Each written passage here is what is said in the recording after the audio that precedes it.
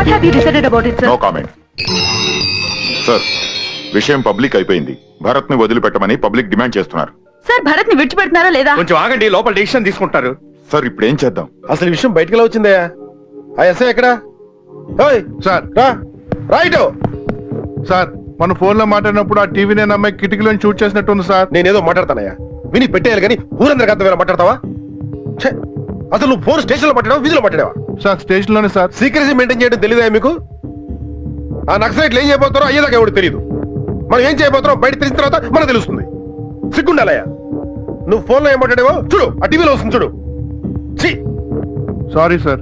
Home minister నుంచి phone నక్సలైట్లు వదిలేయమని, ఇంకోళ్ళు ఎవరో ఫోను నక్సలైట్లు వదిలేయమని.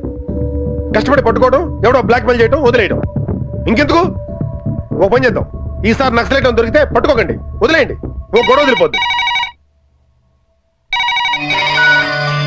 అది సీఎం పేషి నుంచి అయి ఉంటుంది. చెప్పండి, వాడిని వదిలేస్తామని చెప్పండి. వీడినిచ్చి ఆ సిద్ధు గారిని తీసుకొస్తామని చెప్పండి. చెప్పండి.